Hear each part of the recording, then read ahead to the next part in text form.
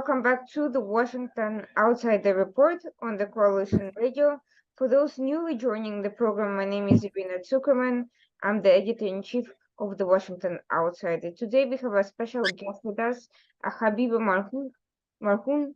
She's an Afghan-American women's rights activist. She's the founder and president of the Liberty Coalition, and she has been active in this area since she was 11 when she first started with BBC, and has been working in human rights and women's rights and with the Southeast Asian communities all this time for decades. And today we're here to discuss what has what has been the situation on the ground in Afghanistan since the Taliban has taken over, in particular the details of the situation of women. Previously, on this program, we discussed the overall humanitarian situation, the poverty, the economic issues, and the climate issues related to the situation. There are some of the political issues as well. Today, we are going to go in depth and discover what is happening to women,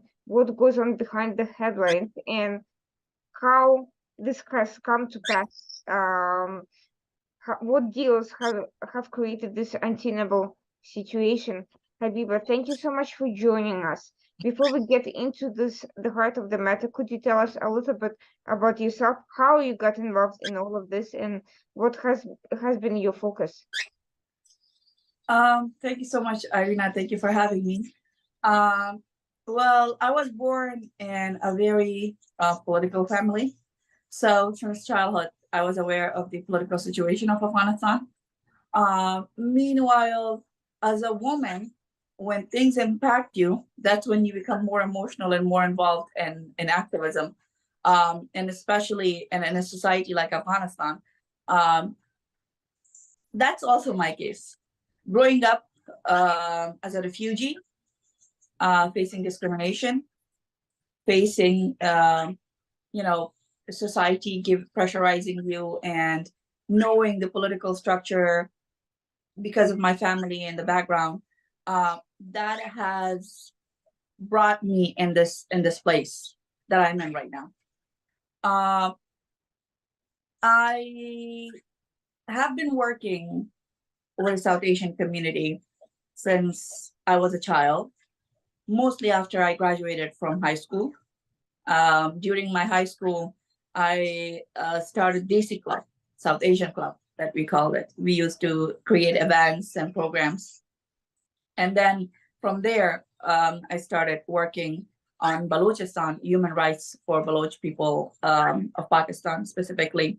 And then moreover, I started getting involved more. I was also the first person to organize a protest in front of the Capitol against US funding Pakistan in war on terror, which I thought was very oxymoronic because Pakistan was the one supporting, and our tax dollar payers' money was going back to the country that was actually supporting the terrorists.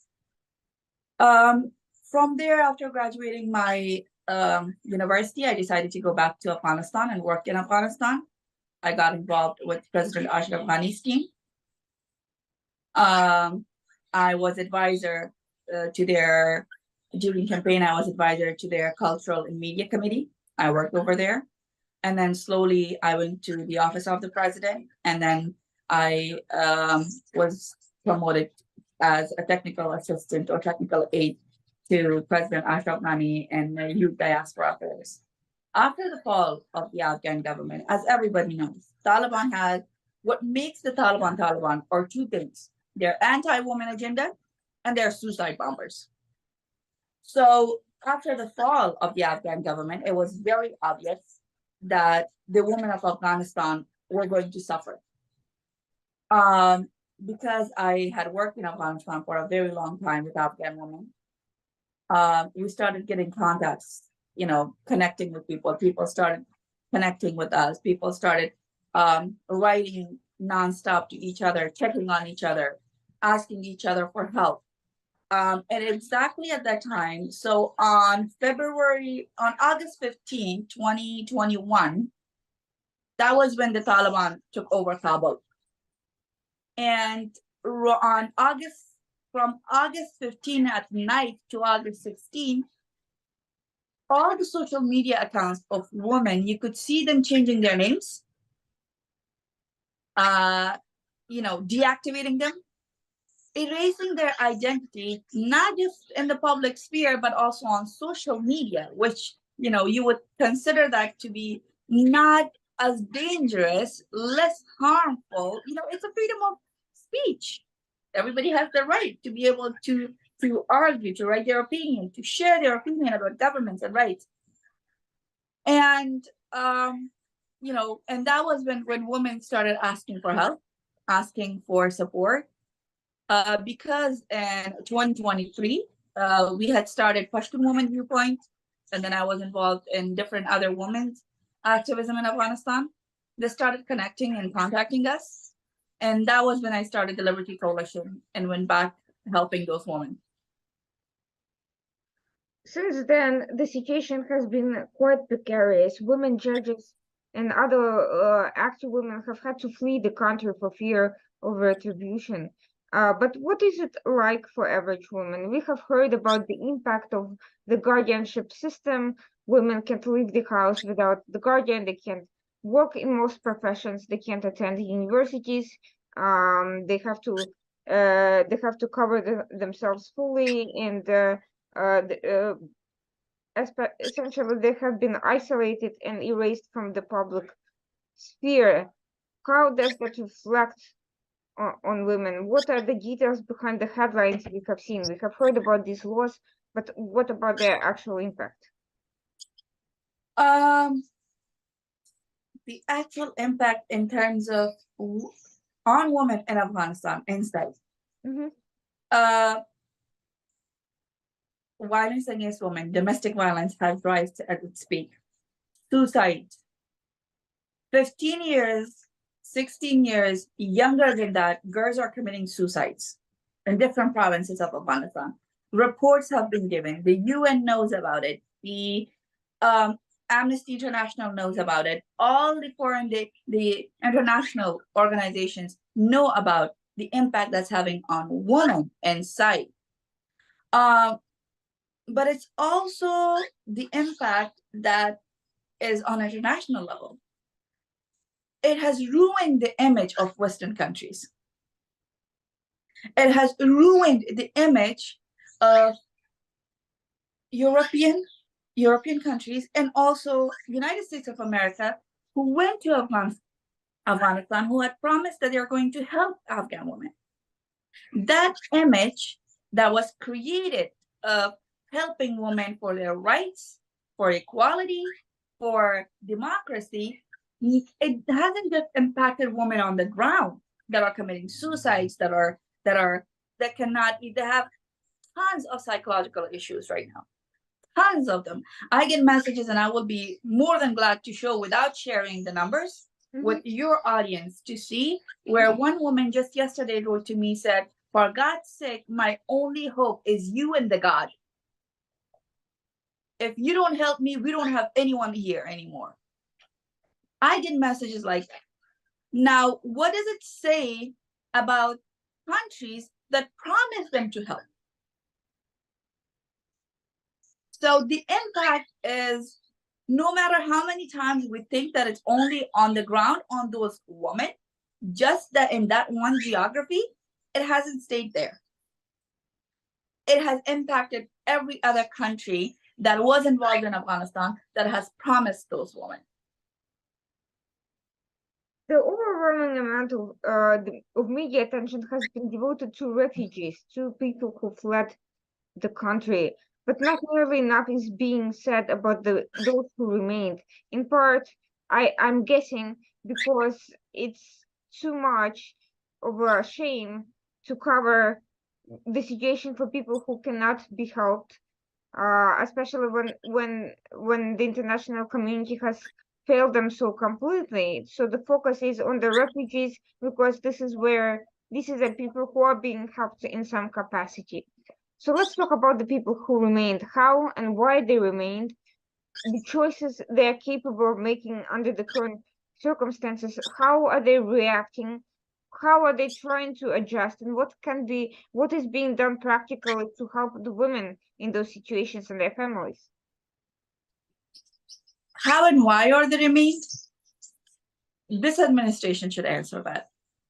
Because right now, we have a lot of our allies, a lot of the American allies who are on the ground in Afghanistan, who are hiding in different countries. Many of them have fled to Pakistan or to Iran, and they have nothing to live on. Why are they there? How are they there? This administration needs to be held accountable for that. This savior complex where they show people running and the Americans being, the foreigners being the force of driving them out of danger and giving them new life and bringing them as refugees. That's beautiful. Thank you for doing that. But let's not forget who brought the Taliban there. Let's not forget who made the Doha deal there. Let's not forget from the beginning, who gave the Taliban this mentality that you could come back after 20 years of fighting, 20 years of American investment, 20 years of American lives being, we have soldiers over there. All of a sudden, all that narrative, all that history, all those achievements are being covered by just few footage and few videos of airplanes flying away with a few people who were not, most of them were allies. Of course, I'm not going to say they were not allies, but those who are still in danger and who are our allies are still stuck on the ground. I know a general that if the Taliban could get hold of him, they would chop him into pieces. His life is in danger. I have contacted many people and I've told them, hey, he was your guy. He was your ally. Help him out. But I haven't heard anything back. The withdrawal wasn't smooth, as the Department of State and others would like to put it. It wasn't. It wasn't done the right way. Why wasn't done the right way? How wasn't done the right way? This administration should answer that. The Oversight Committee in Congress needs to start looking at the details. They need to start looking at what went wrong during the withdrawal and how, why. How has this impacted women on the ground? Women protesters who started protesting against the Taliban, who have been to prison, who were beaten, who were taken with their kids, who right now have no one to rely on, who once upon a time worked with one of the NGOs that United States had on the ground in Afghanistan. They're unable to come out. Or their cases are in progress, and it's not in progress. Their cases are being processed, and they have been in Pakistan for years. Now, here's another issue with that. A lot of grants, human rights grants, help women for 6 months. After 6 months, they do not give them any type of assistance. Now, women who have been in Pakistan for a year or more than a year, they have only been helped for first 6 months. What happens after 6 months? You're on your own. Live on the street in a refugee camp or in somewhere else, wherever. Where you have kids, you have family, whoever you have, nobody cares about them. No assistance. So what do? They turn to people like us who are abroad, Afghan American, diaspora, asking them for help, asking them for assistance. But we get tired of raising these issues nonstop. We get tired of telling governments, telling people to help these women one way or another. This entire withdrawal was a mess. women, children, allies who have helped us are still in Afghanistan or in refugee areas. Who could answer? Who should be held accountable? Who should be answering all of our questions? This administration. So my question for you, these women who've escaped to Pakistan to Iran, is there any sort of integration process the way it exists for the refugees in the US, or are they essentially abandoned? Do the countries hosting them, I mean, not the US, but the countries hosting them, do they provide any sort of social net or any sort of process to provide them with jobs or housing or anything else? No. Now here's another thing. Pakistan has taken millions of dollars under the name of these refugees and assisting US for evacuation. I don't remember the exact number, but I think it was 18 million or 80 million. I don't remember the exact number that since 2021, the Pakistani government has taken. It was just in 1 year, but I will look at the number and I will send you the information as well. Mm-hmm. So you can correct me. But at the same time, they have arrested Afghans in Quetta, in Karachi, in Islamabad. They have threatened them. Their visas, they have refused to renew their visas. They have footages of women and children being put in cages. It's all over the internet, but no response from anyone. We have contacted different entities, different people. We have raised our voices against what's happening in Pakistan. Nothing from anyone. As far as Iran is concerned, of course, everybody knows Iran. I think I don't even need to say anything about how Iran treats Afghan refugees and how they have been treating them for years. So no proper assistance by the government, even though these governments have taken money from the US and UN and other different organizations. And there's no integration program, by the way. No integration program, no specific law about these people to be able to integrate in the society, nothing. Let's talk about women protesters, because when in Iran there were social unrest and uprisings, the women protesters received international attention, in at least moral support. I wouldn't say the political support went nearly as far as it should have or could have, but at least a lot of international attention in the media and from organizations. Why hasn't that been the case for the Afghan women? We hear almost nothing about the women protesters in Afghanistan, even though, if anything else, the situation is even worse, far worse from what I understand. I agree with you. And the situation, Afghanistan was called hell on earth for women. Iran, if nothing, they can go to schools. They have their education. I was looking at videos of girls dancing in a metro. They have metros. Afghanistan doesn't even have that. There is huge difference in Iran and Afghanistan in terms of science, economy, culture, A to Z. Huge difference.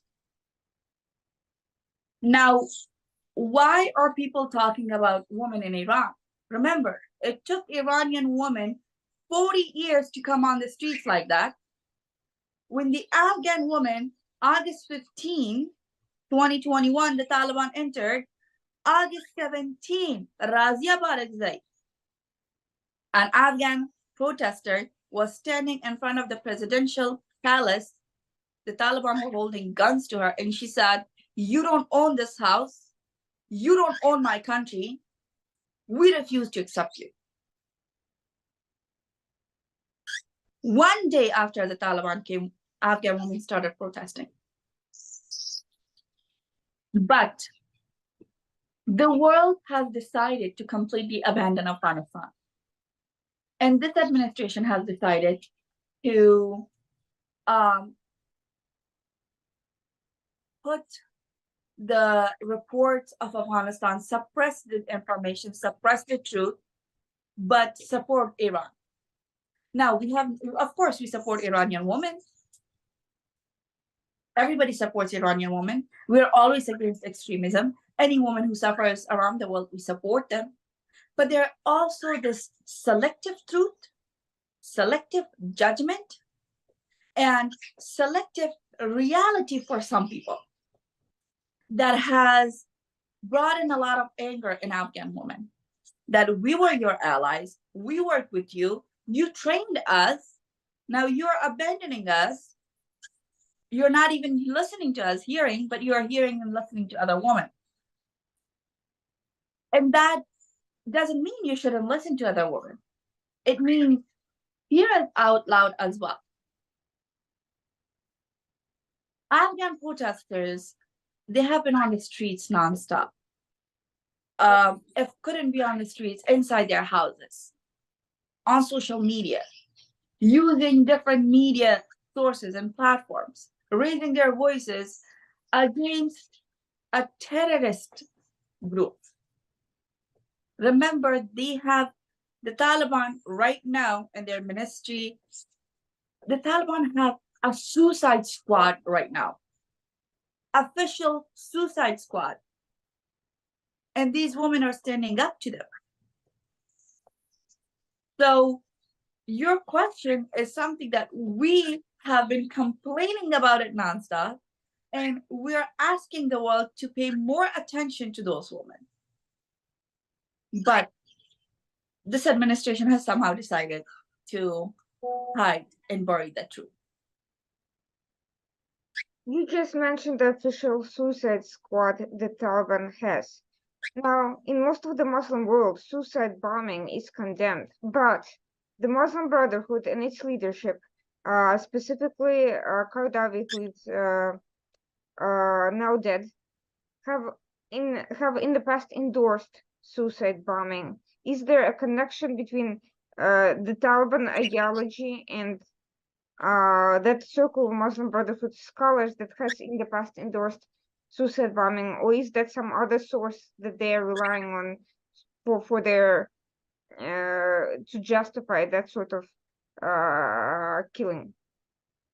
Of course, of course. I mean, and the Taliban have actually, their leaders and others have quoted the Muslim Brotherhood many times. Yes, yes, they're brothers in jihad and brothers in terrorism. I'll get to that point momentarily, but I wanted to kind of come back to the issue of the women protesters once again, because the other day I had an incredible opportunity to hear a little bit from these women directly, and this is to my audience, because these women are terrified of speaking to the public, terrified of speaking to foreigners, justifiably. So their conditions are incredibly dangerous, and there is a complete loss of trust. Nevertheless, I think it's extremely important that their stories get out without naming their names. What can you tell us about some of these women and what have they gone through? Because I think their individual experiences matter, and I think our audience should not be thinking of them as an abstract, faraway situation. They should hear some of these stories. So one of the people that, in one of the protesters you met, she was taken by the Taliban with her kids, two very young kids, children, and she was in prison. She was also in prison recently, a few days ago, for more than 24 hours. Another person who was also in this conversation with us, he was one of the first protesters at the beginning who was taken to the prison for days and days and days. And she's still stuck in Afghanistan, by the way, letting you know. She's still in Afghanistan. She hasn't been evacuated or been taken to any refuge areas because a lot of their paperwork and stuff is taken.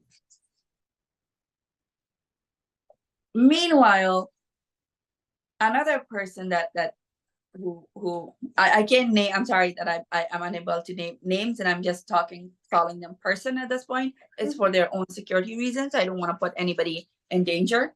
So I'm just gonna be, excuse me, I'm just gonna be you know, hiding their names. And once I know that they're in the safety, then we can continue taking their names and putting their photos to the stories that we're saying right now. One of the people that you spoke to, she had received threats for her social media. She was told not to write certain things on her social media. Another one was a student who decided to protest, and her family didn't want her anymore because of the stories and the cultural stigma and stuff related. Now, this is probably something that Western audience know about, that stories like this exist in Afghanistan. What they don't know about is that each of these girls, these women, have worked hard to accomplish something in their lives for years and years and years. And when they reached, or they were on their way to reach to their peak point, that's when the Taliban came and everything fell. Many would say, why are they putting their lives in danger they're on the streets? They could just not do that. They don't have to do this. But they don't have a choice. They're not allowed to leave their homes. They're not allowed to go to school. They're not allowed to go to universities. They're not allowed to work. They're not allowed to go abroad for studying. One of my relatives, far relatives, he had a visa, student visa. He took it from another country. She had an invitation. She had basically a visa of that country to go for her education abroad. She was stopped at the Kabul airport because the Taliban said that she doesn't have a male chaperone. So this girl lost her educational opportunity. She called me back and she said, she was crying, she was sobbing. She said, I will never be educated. I just have to get married and have kids. That's all. That's my future. I don't have anything anymore. These women who are fighting for their rights, who are putting their lives in danger, it's because this is the only way. This is the only thing that would give them a life, that would free them from the prison that they live right. There's no other hope for these women. There's nothing else for them. Married women going to jail with their kids. Single women being forced into marriage. Single girls being forced into marriage by the Taliban. Any journalist that, the journalists from the beginning were told to wear masks so the men cannot see their faces. Now, even if the journalist has, she looks, woman and journalists look nice, they will blur their faces on news channels. So what do you do in a situation like that? You fight, you stand up, because there's nothing else to lose. And that's what these women are doing. That's when I really want to thank you for coming and talking to these women and deciding to help them and getting involved in this. That's when women like yourself, myself, and others come to help them. And that's what I've been, asking everyone abroad. If you want to meet with this woman, if you want to hear their stories, we will be more than glad to put you in touch. One way or another, just help them.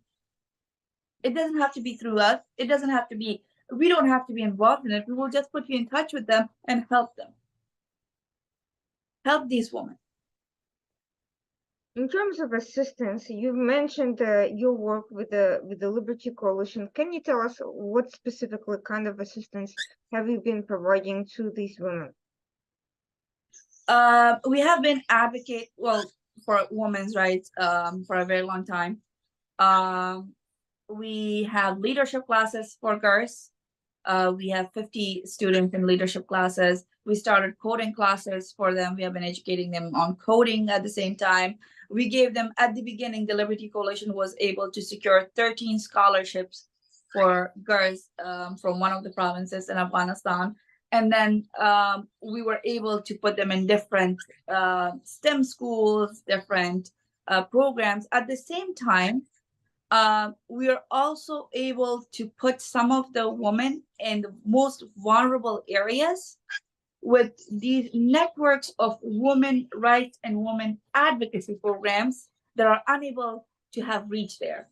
For example, in Nangarhar and Kunar and Langman, in these provinces, women who are there and they need help, but they don't have anyone or they don't have access to human rights organizations.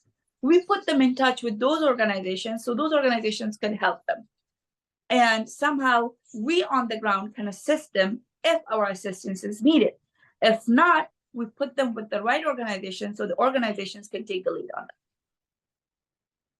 it. That's incredible. I think a lot of the people do want to help, but they're at a loss of what specifically they can do. Now that they know that the organization exists, what kind of that you're providing practical assistance, I think people would be interested in donating, in volunteering in various capacities, maybe providing teaching skills to these women. Can you share with us the website where people can reach you if they want to get in touch? Sure. The website is thelibertycoalition.net. You can reach us through that. If you have a skill, donate your time, donate your skill. If you have a skill, donate your time, donate your skill. If you think this skill is not transferable, work with us as a volunteer on different administrative stuff or anything you think you can help.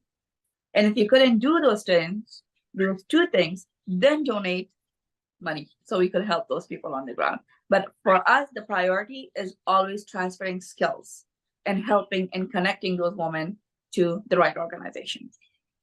My understanding is that there is a dire need for online jobs of various types because in Afghanistan there is no opportunity to work and they need to provide for their families, and in many cases their human rights situation is compounded by the humanitarian and economic needs.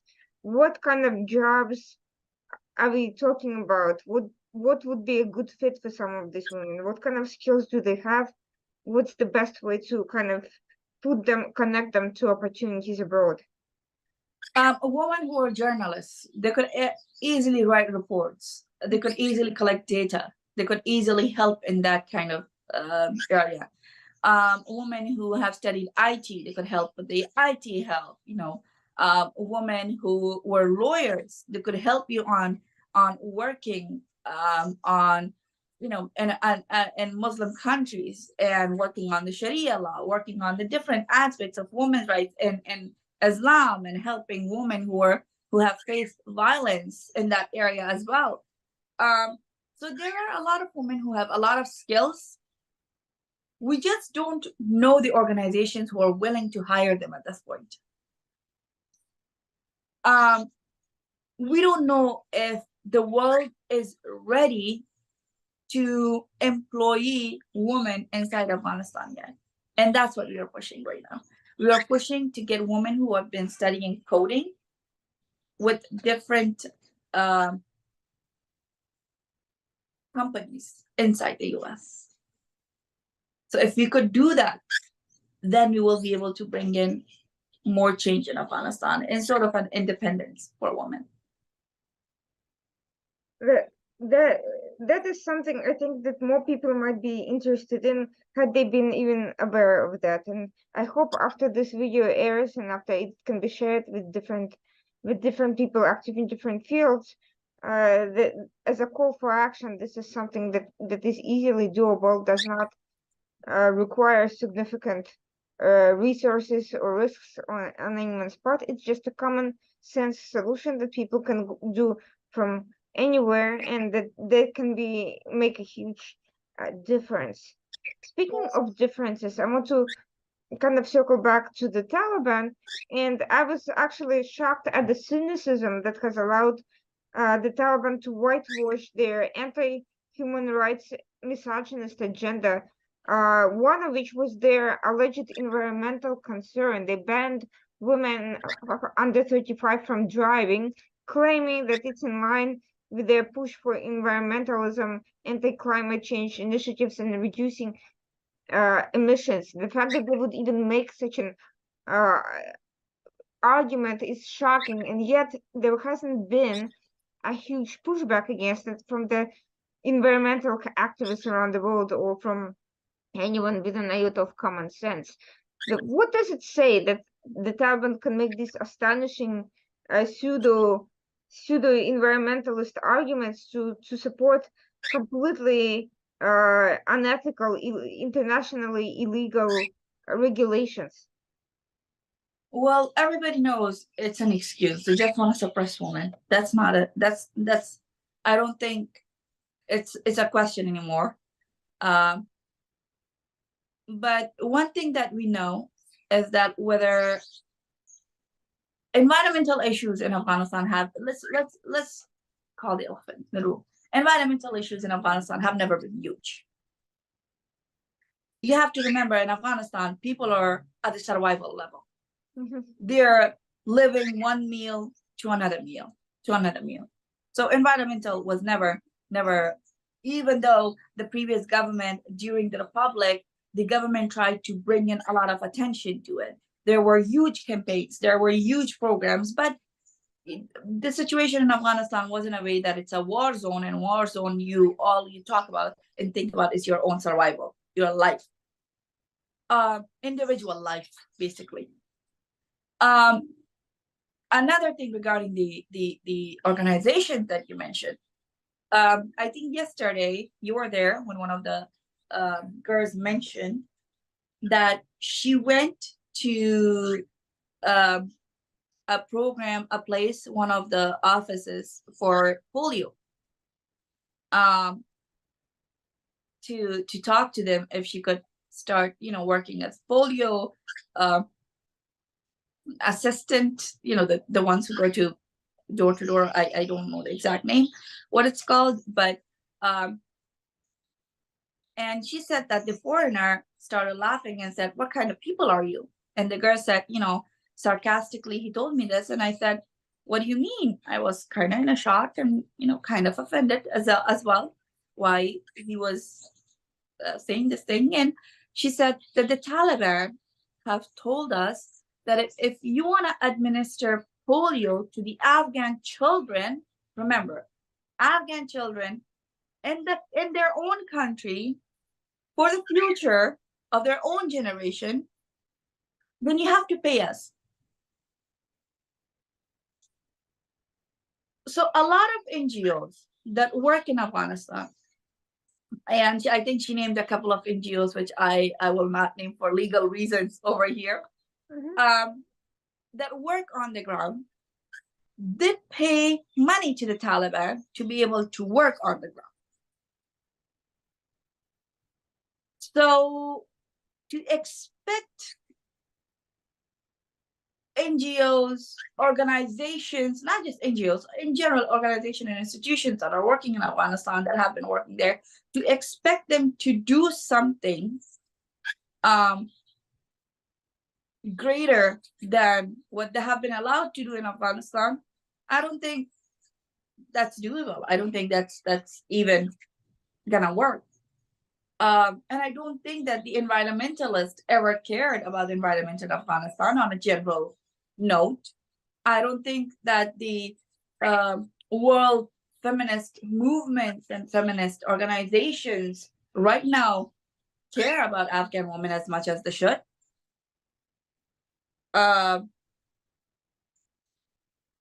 I think Well, I'm not gonna say all of them, not many care about it. I think a lot of them have been helping Afghan women, but the degree and the level that we need help is to not make excuses for the Taliban. Help isn't just, at this point, help isn't just giving humanitarian aid to the Afghan women or evacuating them. It's also recognizing the Taliban atrocities. It's also recognizing the things that Taliban are doing. That part of help, it has diminished.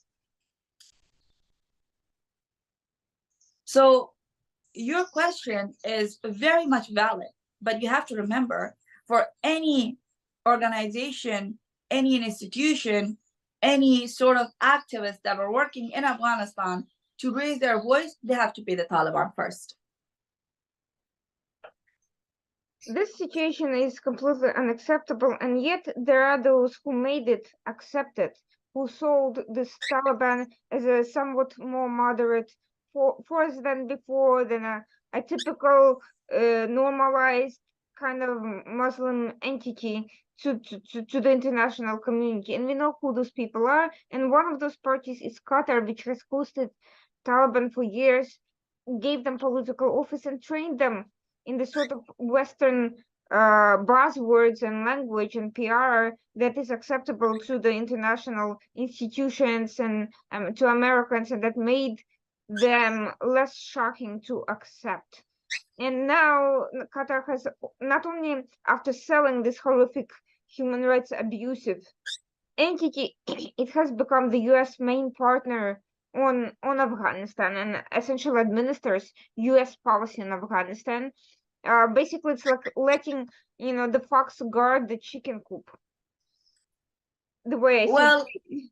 So how do you explain this? How do you explain that after everything that we've seen, after the world has been deceived and manipulated into believing that Taliban has in any way changed or reformed, now the same country continues to play this political role and in these issues.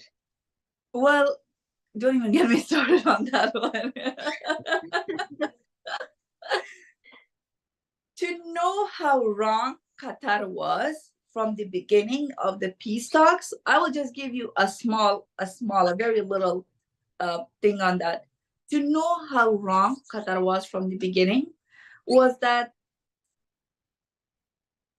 not having education, letting women stay at home, not giving them the proper rights to be outside, which the Taliban had advocated in Qatar. Qataris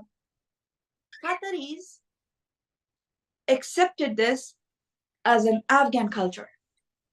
Mm-hmm. So all the human rights abuses that the Taliban wanted to basically commit, and all the violence against women was branded as an Afghan culture by the Qataris and Qatar during peace talks. So let's begin from there. Mm-hmm. During peace talks. Now, how wrong were they? Look, I'm educated, I'm sitting here. I'm a Pashtun by tribe. A Pashtun, the same tribe that the world likes to call and say, hey, they're all Taliban. Let me give you my family history.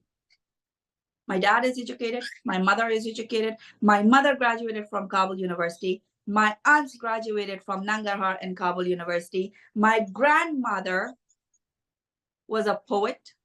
My great grandmother was a poet who won an award by former prime minister and then the first president of Afghanistan, Daud Khan.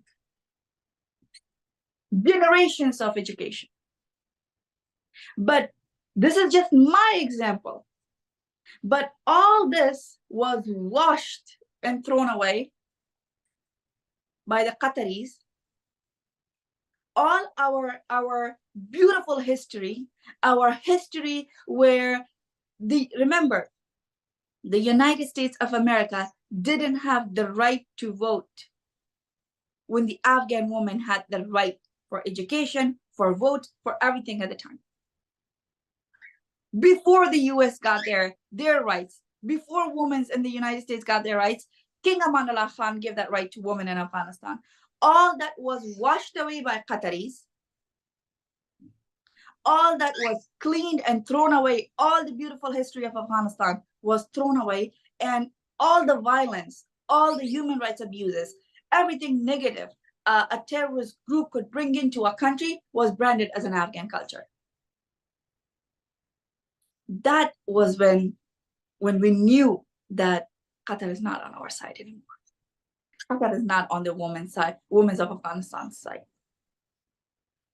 And for this administration to listen to Qatar without doing their homework, without knowing how, for generations, Afghan have struggled, Afghan women have struggled, what the Afghan culture is, and yes, every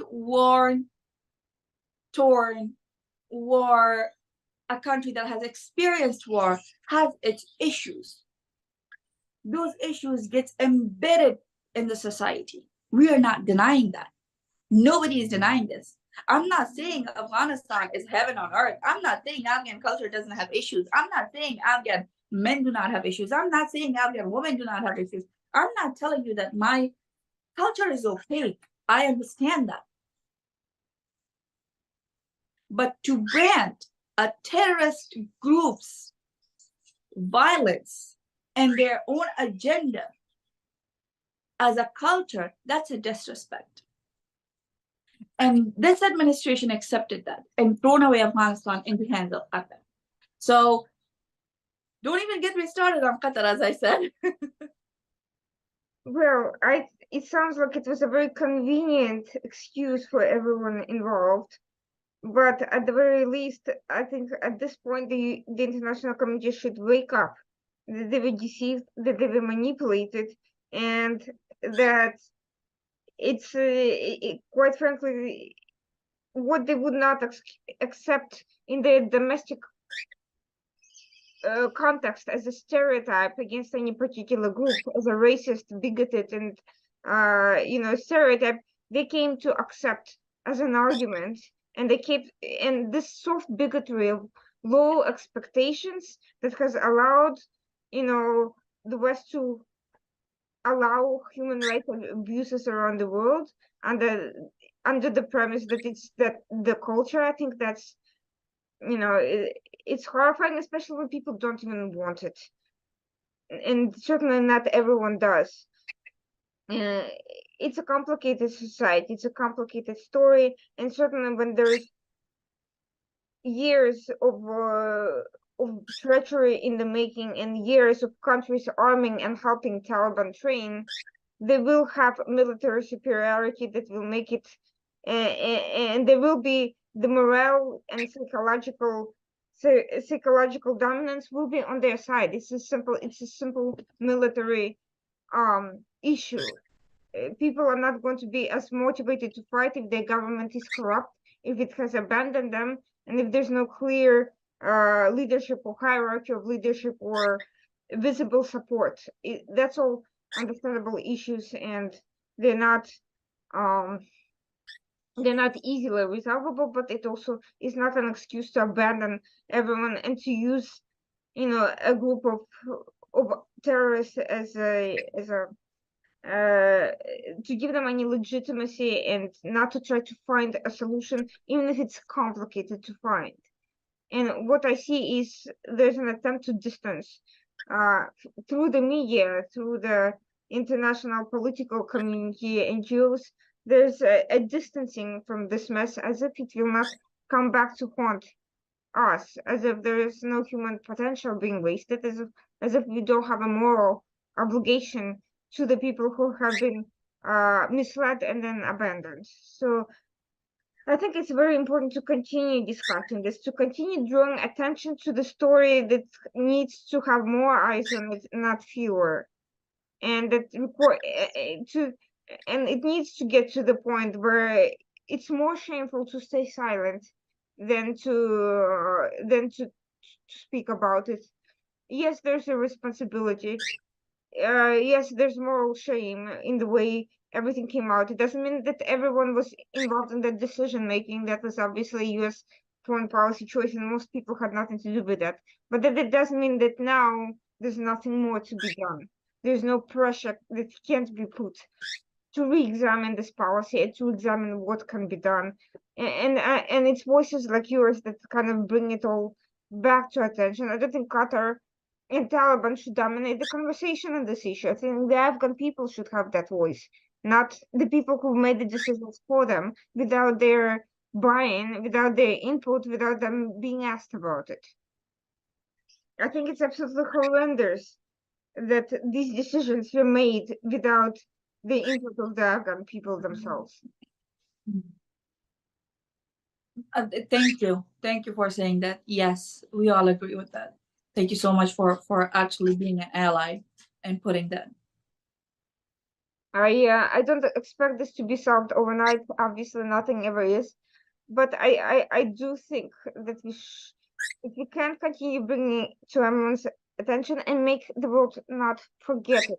Don't Let's not make it convenient for people who took part in a very erroneous and horrific decision to get away with it. I think accountability in this case means having having the wherewithal to understand it, to admit that you've made a mistake, to do better, and that means to figure out a way to set things right. However long it takes, whatever it means, it needs to not be forgotten. It needs to be, at the very least, a part of the discussion, part of the conversation, and you should not be isolating people who were betrayed and make them and victimized and make them into double victims by now forgetting them and putting that shame on them.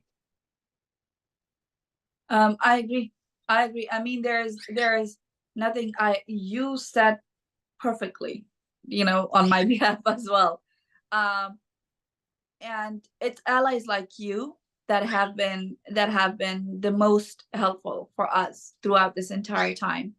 And as long as we have allies like yourself and other women around the world, I think we will be able to do that. But we surely need more people and more allies like yourself in order to send this message. Thank you so much for joining us. Thank you for your courage in continuing this fight, and on behalf of these women who have suffered so greatly and whose voices I hope will bring to the light more directly in more detail, because they all deserve to be heard.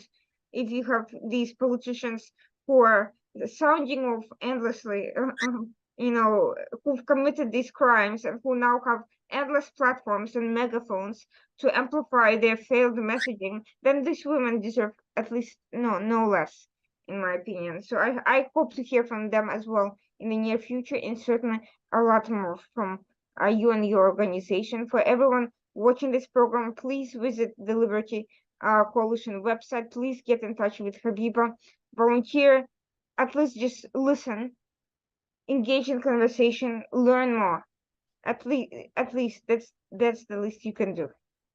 And for those watching us, this was the Washington Outsider Report on the Coalition Radio. With you was the editor-in-chief, Irina Zuckerman. We'll be back next Tuesday at 9 p.m. as usual. Thank you, Habiba, for joining us. Thank you for watching. Have a good night. Thank you so much, everyone. Thank you for having me. Thank you, Irina, and thank you for everything that you do for Afghan women and have been an ally. So I really appreciate that. And Afghan women owe you. Thank you.